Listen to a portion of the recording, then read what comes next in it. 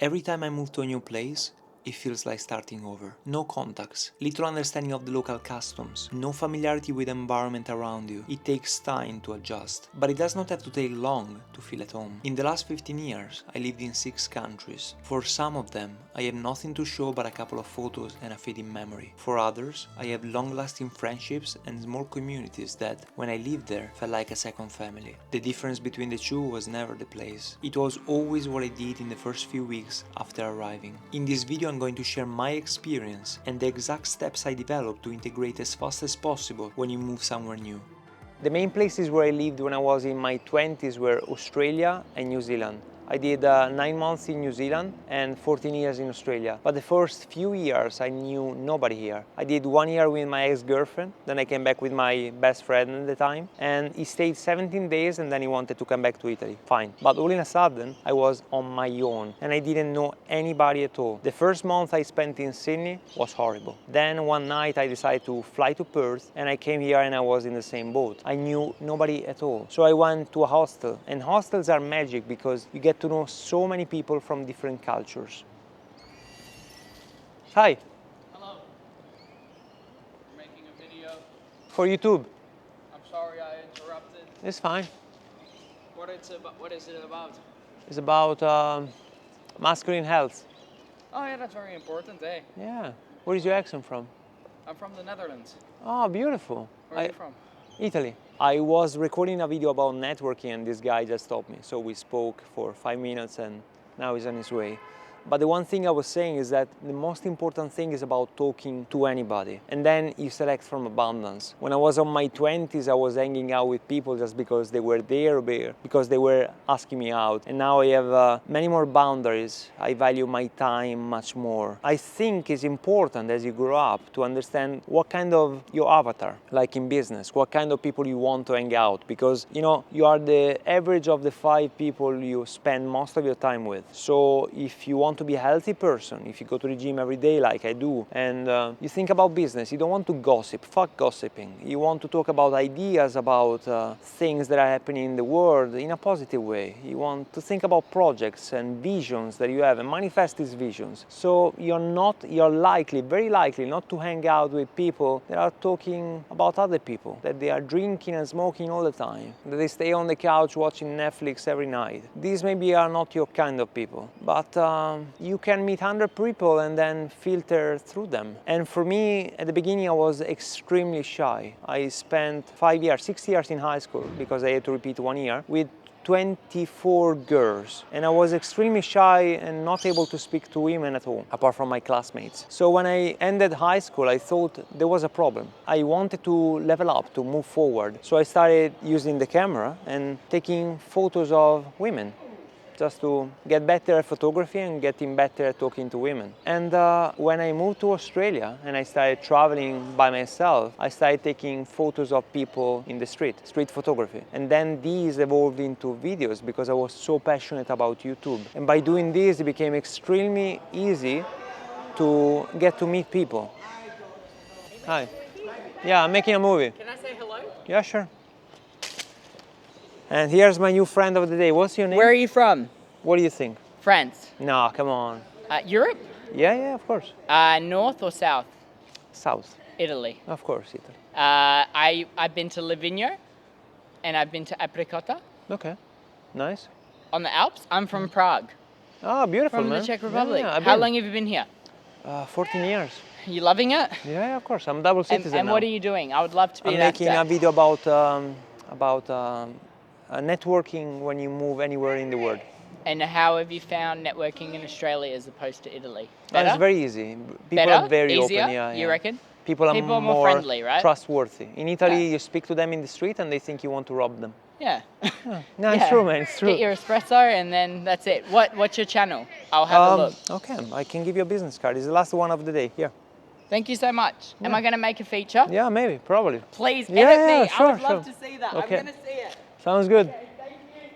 Another one stopped and said hi. So Apparently this will become a thing. I love to film in the city because there are spectacular places here, but it attracts a lot of attention as well, which serves the purpose because today's topic is networking. But I was saying that it's important to talk to anybody. I was reading a book called The Prophecy of Celestine. I love this book. You have to read it if you are hearing this. And basically says that there are no coincidences. Coincidences are a compass. So whenever somebody walks in the street and looks at you, you should be talking to that person, because that coincidence is pointing to talking to that person, and this requires you to learn social intelligence, of course. Another example is, and this is a crazy synchronicity that happened to me so many times, you are meeting somebody and then you don't hear from them for a few years, and one day they pop in your mind. You should be writing these people, because this is some coincidence you must follow. Or you are somewhere in the world, which happened to me. I was in an airport in Southeast Asia and I met this guy that I know from Perth in an airport there, which was traveling with some of his friends. And then when I came back, I caught up with him, because this was put in there, this coincidence, for me to follow through. Because in the book it says that you are meeting these people because you are on a path which requires these people, or you, to teach somebody to each other, to teach something to each other, I meant. If something happens to you like this, you should follow through. The other thing is, based on your interests, try to understand what is happening in your city. As soon as you arrive in a city, look in Facebook groups, write as much as you can and ask for opinions. People love to give opinions and people love to be complimented. So if you want to speak to anybody in the street randomly, you ask for an opinion, for a direction, or you give a compliment, a non-creepy compliment using your social intelligence. I really love how your scarf is matching your eyes. People will love it. Don't get too close, don't be Italian, don't get in people's face, maintain a distance. But this guy just stopped, he looked at me, looking at the camera, and we started talking. It was great from him. I didn't mind stopping the video, but this will take you very far. And right now I have this kind of wallet, which I love, and I put business cards in here with a very specific, very simple business card. The logo in the front, and in the back you have all the information in one string only. Email, business name, website, YouTube channel. Everything is in there. If you want to contact me, I just have to pull this out and then you have all the data to reach out to me. And if you arrive in a new city, you don't know anybody, you have zero connections. And Perth is famous because there are very few degrees of separation. So you meet somebody, or you work in a place and you work in a good way, and all of a sudden word of mouth is opening crazy doors for you. You will be able to meet new friends, to access new experiences, maybe to get a date or to get a new job, all by talking to some people and make a good impression. I was reading somewhere, and this is concerning for me as a 38 years old, that it takes 80 hours of time investment, one-to-one, not people being in your proximity, to make a friendship. So as a grown-up man that likes, enjoys a lot, loves it actually, to be on my own and to invest my time in specific things, I'd rather be home watching a movie now than going out, which is crazy because when I was 23 to 29, 30, I used to go out a lot. Some weeks I used to go out 5 to 6 nights a week, just to meet people and to,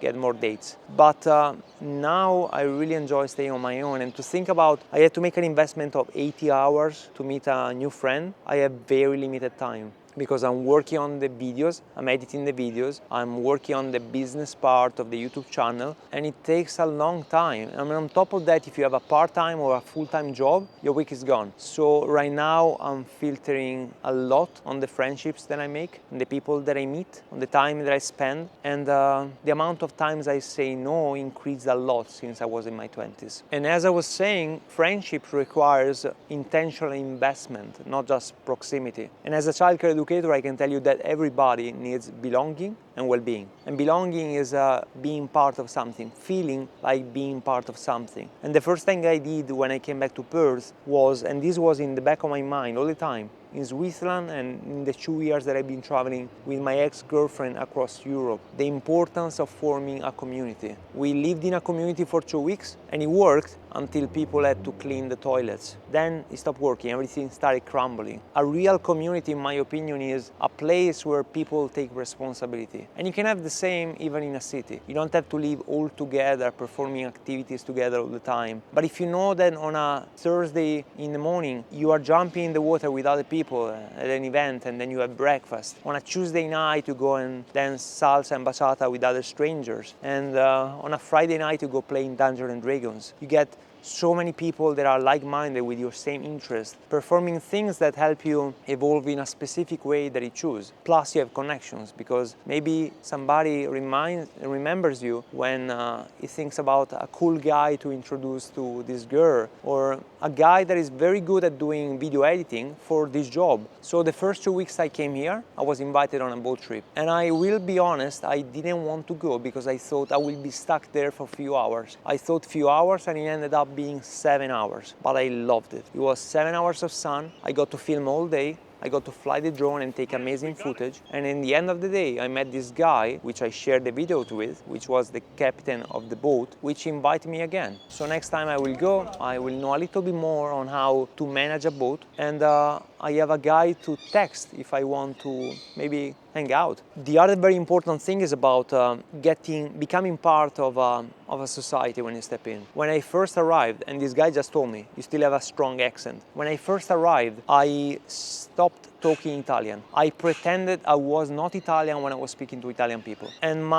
some of my best friends here, they kept talking Italian and they kept hanging out with Italians. So after 10 years, they still speak a very poor English and they still have a strong accent. I have my accent, but my English is quite good. The point is, when you go in a new country, if you want to get the nuances of the country, the language, the culture, the habits they have, the way they speak, the lingos, you have to hang out a lot with the locals.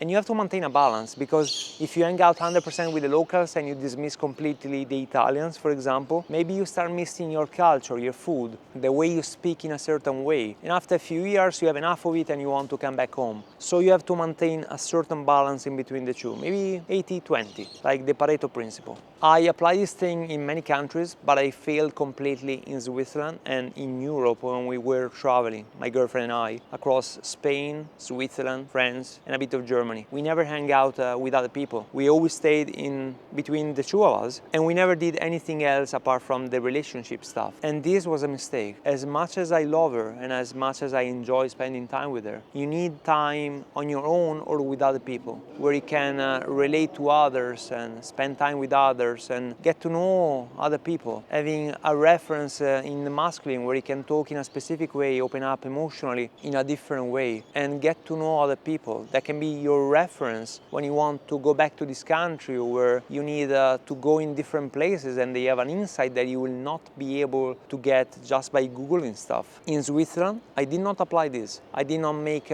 connections apart from the flatmate I had and the good friend that I have in Freiburg. And in 6 months, I tried the German part, the French part, and the Italian part of Switzerland. And after that, I was done. I got some doors shut in my face, work related, and I couldn't take it anymore. It was just a no after another, and I didn't have any reason to be there apart from the mountains. And after a while, I just left, because there was no justification to be there anymore. When I came back to Australia, to Perth, the moment I landed, it felt like coming back home, because I know my markets, I know people here, I know communities, I know exactly where things are, and I know where to hang out if I want a jazz night or a house night, or to hike somewhere in the wilderness, or to go to a mountain. I know these things because I've been living here long enough. But if you do not have the time spent in a place, and you want to get different eyes, different ears, you just have to talk to new people every time you have the chance of. The purpose of moving somewhere new is not to keep moving around, which is amazing. I love it. It gets to you looking at things with the eyes of a young boy, young girl again, glimmering eyes, because everything is new, but it's very tiring as well. The main purpose of this is to get out of your comfort zone as much as possible. And I was telling this to a friend the other night. I went to Japan in 2019, and I was very well used to travel on my own back then, but I didn't travel on my own with a backpack. with no plans for 1 year. So when I booked the flight for Japan and I went there, I was feeling anxious. But the moment I landed, everything disappeared because you remember these things. It's like riding a bike or swimming. Your brain remembers, so you have to show proofs to your brain. And the more you do, the little bubble that is surrounding your body slowly expands until it becomes a certain size and it doesn't shrink back. Maybe just a little bit, but you define the standard and it's not going backward completely. This is my experience at least. Try it for yourself. The purpose is to be able to develop the skills and the experience to be able to thrive anywhere you decide to go. No matter the cultural influence that there is there, the religion, the ethnicity, the language barrier, you will be fine. I put together a Google Sheet with every app, platform and community that I highly recommend, and in my experience helped me a lot to settle down in different places around the world. I'm sure you will find some value in it. That's it for today, and I'll see you in the next one.